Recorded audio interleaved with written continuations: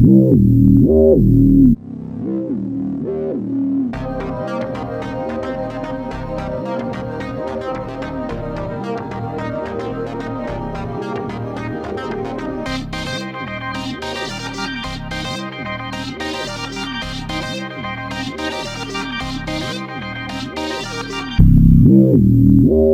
à tous les amis, j'espère que vous allez bien. Alors je pensais pas faire une vidéo ce soir parce que là il doit être 22 h à peu près. Je pensais pas vous faire une vidéo directe, mais du coup j'avais envie de vous faire découvrir et d'ouvrir pour la première fois cette grosse boîte toute noire que je vais vous montrer dans quelques instants, qui pèse quand même son poids.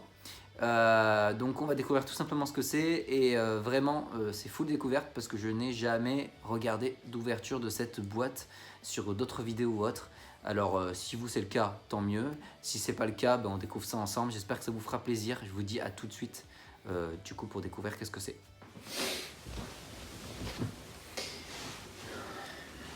Et voilà la fameuse petite boîte. Alors,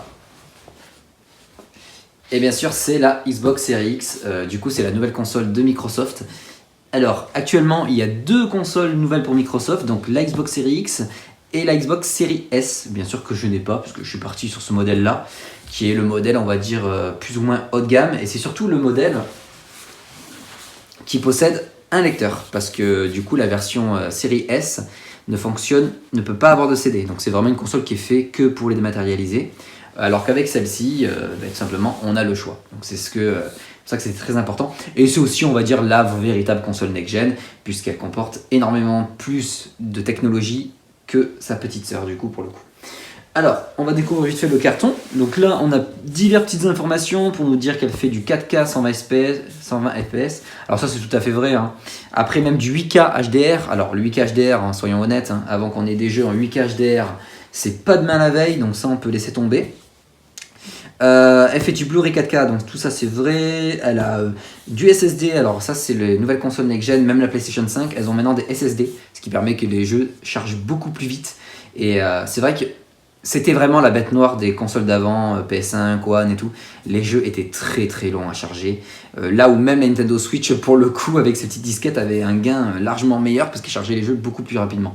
C'est vrai que c'était vraiment leur bête noire. Et du coup, c'est corrigé avec cette nouvelle génération, puisqu'on a vraiment, en tout cas pour la PS5, en tout cas, on a vraiment des chargements ultra rapides. Mais c'est aussi le cas pour cette Xbox. Bon, là, on a plus ou moins le contenu de la boîte, mais on va le découvrir ensemble. Derrière, la petite image, bien sûr, de Halo, la star de Microsoft et de Xbox. Alors, Power Your Dream, donnez du pouvoir à vos rêves, sûrement. Alors, mon anglais tout pourri, n'allez pas m'en vouloir si j'ai pas vraiment bien dit la phrase comme elle doit être dit. Là, on a plein de petites informations. Et alors ça, cette information est super importante, c'est le Game Pass. Donc, c'est hyper important parce que je vais vous expliquer comment je l'ai obtenu. Avant d'ouvrir la console, j'ai pris cette console en format All Access. Alors le All Access, qu'est-ce que c'est? C'est une forme de leasing, c'est une genre de abonnement qui sur 24 mois, et au bout de 24 mois, vous avez la console qui est à vous. Donc vous en profitez bien sûr dès le début, comme c'est mon cas. Et en plus de ça, pendant 24 mois, y compris dedans le Game Pass, ainsi que le Gold, l'Xbox Gold pour jouer en ligne, et ainsi qu'un autre truc de sport qui est compris aussi dans le Game Pass avec. Bon, grosso modo, en gros, avec le All Access, du coup, ce que j'ai pris, je paye la console 30 et quelques euros par mois. Et en gros, à côté, si je veux, je ne paye rien. Je peux télécharger plein de jeux dématérialisés. Rien ne m'empêche, bien sûr, d'aller acheter un jeu qui me plaît au magasin ou autre. Mais en tout cas, s'il y a des jeux que je veux les faire sans forcément passer par la caisse, eh bien, je les ai automatiquement dès le jour de la sortie avec cet abonnement. Alors, bien sûr, tous les jeux qui vont sortir sur cette console n'iront pas forcément dans le Game Pass, mais on peut dire que tranquillement 90% des jeux vont faire partie du Game Pass à la longue, surtout que Microsoft est vraiment parti dans cette envie-là de proposer cette offre en tout cas. Alors moi ce que j'ai fait, je vais vraiment la découvrir avec vous pour la première fois, j'ai juste coupé en préalable ça, parce que c'est embêtant à chaque fois de couper les trucs en direct, j'aime pas forcément. Donc du coup on va découvrir la boîte. Alors je sais pas dans quel sens elle s'ouvre, mais on va la mettre comme ça, parce que je crois que c'est comme ça. Ouais, c'est comme ça. Donc on va lever ça. Ah, très très très sympa. Alors, voilà la fameuse phrase d'accroche de tout à l'heure derrière. Alors vous voyez, elle est mise bien rangée. Franchement, c'est très très joli. Le packaging est vraiment super sympa comparé à la PS5 où il est beaucoup plus classique. Bon, là on a de la mousse pour du coup protéger la console. Alors, voyons voir ce qu'on a. On va enlever ce petit truc. Alors, je sais pas si ça s'enlève. Comment tout ça s'enlève? Ah, là, une petite étiquette. Alors, bon, ça c'est l'explication pour la manette, les piles, tout ça et tout. Ouais, alors les manettes sont à piles, mais il y a moyen d'acheter les chargeurs de manettes. Par contre, ils ne sont pas compris dedans. Je crois qu'il faut acheter l'accessoire séparé. Après,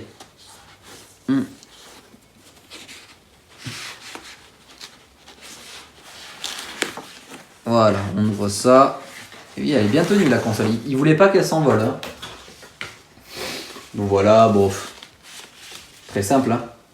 Et du coup, la console en elle-même. Ouh là là. Alors elle pèse son poids. Franchement, elle est plus petite. Je vous montre. Elle est plus petite que la PlayStation 5. Et pourtant, elle est beaucoup plus lourde, je trouve, que la PlayStation 5. Elle est beaucoup moins imposante par contre. Alors on va ouvrir ça. Ah, elle est à l'envers. On va la mettre à l'endroit. Alors je vais déplacer le carton parce que du coup, pour que vous voyez bien la console, on va mettre tout ça là. Et on va découvrir tout ça ensemble. Bon, ça je vais l'enlever hein, grossièrement. Hein. Vous n'en voulez pas. Et voilà, on va la mettre droite là. Ah. Oh. Et la voici, la bébête. Alors franchement, le design est très sobre. Ça a souvent été assez rigolo et moqué même que ça ressemblait à un frigo. Justement, ce qui est assez rigolo comme ça ressemble à un frigo, ils ont même sorti des frigos américains pour des personnes qui les ont eu, donc des gens très connus, des influenceurs, tout ça et tout, qui ont reçu un frigo américain en forme d'Xbox Series X. Voilà, donc ça a été assez rigolo. Donc là, on a donc la façade de la console avec le logo d'Xbox, bien entendu, le lecteur CD. Ici, on a un petit bouton, là, je sais pas trop ce que c'est peut-être pour activer le Wi-Fi ou pas, je sais pas. Là, c'est de l'USB, bien entendu. Elle a un petit socle dessous pour être posé avec les fameux trous. Alors, qui sont assez... Moi, j'aime beaucoup ces trous-là. Regardez, vous les voyez ici. J'aime beaucoup le haut de la console, cet aspect cheminée avec le verre, le fameux verre d'Xbox. Je trouve ça très, très sympa. Vraiment joli. Derrière, on a les prises, bien entendu, pour brancher, donc d'USB, l'ADSL, enfin tout ça et tout, fibre, et l'HDMI. Alors l'HDMI, normalement, dans la console, on va découvrir ça dans le carton, puisque du coup, on va refaire venir le carton pour l'instant. Alors je suis désolé, j'ai pas forcément une place de ouf, donc je m'organise comme je peux sur le tas. Donc voilà, alors, on va ouvrir ça, donc qui était dans le carton. Et du coup, dedans, on a alors une HDMI, alors Ultra X-Speed. Alors c'est un câble HDMI 2.1. Alors il faut bien sûr avoir une télé adaptée. Alors je suis pas sûr que ma télé, j'ai une télé 4K avec un très bon HDR, mais je ne suis pas sûr qu'elle fasse du 2.1. Il faut que je me renseigne, mais je suis pas vraiment sûr. En tout cas, voilà, le câble vraiment HDMI optimisé pour cette génération en tout cas. On a le câble d'alimentation, bah ça heureusement j'ai envie de dire. Donc voilà. On a du coup un des plus importants avec la console, c'est bien sûr la manette. Alors on va ouvrir ça. Hein. Alors. J'espère que c'est bien cadré avec la caméra, je vous cache pas que je peux pas forcément voir. Et on a la fameuse manette. Alors la manette de la série X est très très similaire à la manette de la Xbox One que je vais essayer d'attraper.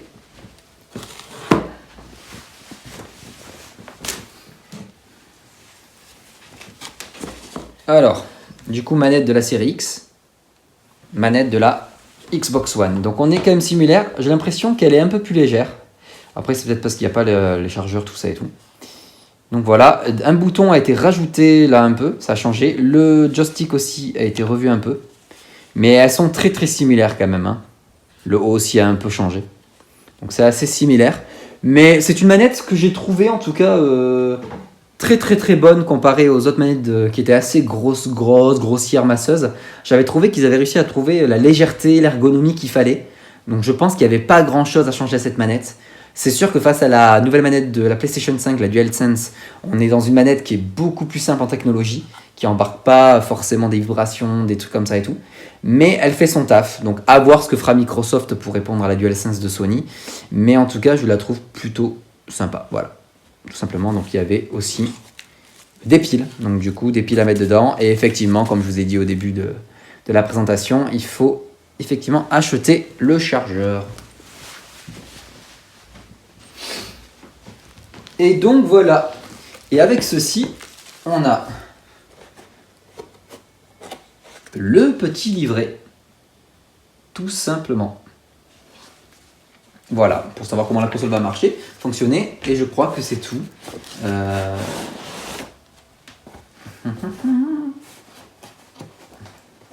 Oui, il n'y a effectivement plus rien. Alors, du coup,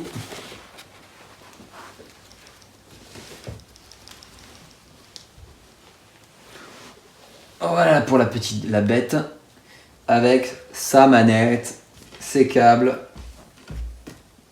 voilà, et ses petites piles. Donc voilà pour tout ce qui était dans la boîte. Une boîte qui, il faut le dire quand même, la présentation est super bien. Le packaging était vraiment très réussi. Je trouve la console vraiment très sympa. Au final, c'est sûr que ça peut paraître grossier, simpliste, tout ça et tout.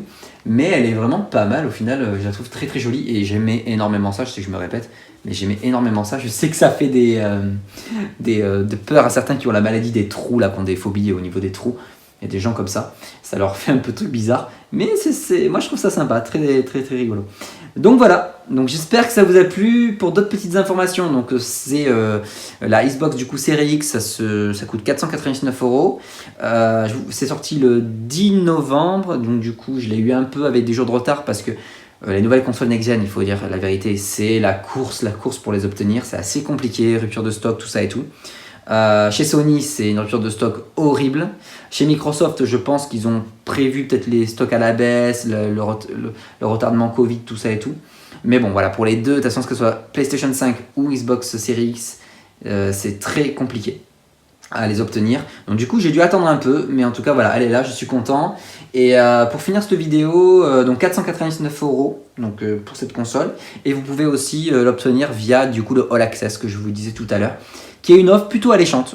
Si vous voulez vraiment en savoir un peu plus, je vous conseille d'aller vous documenter, tout ça et tout. C'est vraiment sympa parce que ça permet d'obtenir la console par mois et de ne plus forcément dépenser de jeux. Surtout si vous n'êtes pas collectionneur, tout ça et tout, et que vous aimez bien tout ce qui est un peu les jeux de sport, les jeux de voiture, les Halo, mais aussi un peu des Rogue Fantasy, tout ça et tout. Il y a de quoi faire quand même dans le catalogue Microsoft, et je pense que ça peut être une offre qui peut permettre aux gens d'avoir une console next-gen chez soi, surtout si vous avez une télé 4K, parce qu'effectivement, pour profiter de la nouvelle génération, il vaut mieux avoir quand même une télé 4K HDR au minimum. Et si vous avez effectivement une OLED, une qui fait du 2.1, tout ça et tout, c'est encore mieux.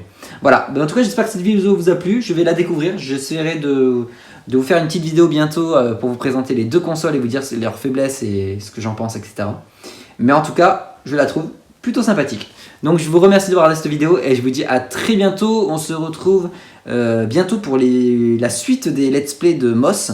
J'ai laissé un peu en suspens parce que j'étais tombé malade et faire de la VR quand on est malade c'est pas top. Et après il y a eu pas mal de choses, pas mal de sorties de jeux et je suis pas revenu sur le casque tout simplement. Mais on va reprendre très vite les let's play, donc je vous dis à très bientôt et n'hésitez pas à mettre un petit like, à vous abonner si c'est pas déjà fait, ça fait toujours plaisir. Et moi je vous remercie et je vous dis à très bientôt.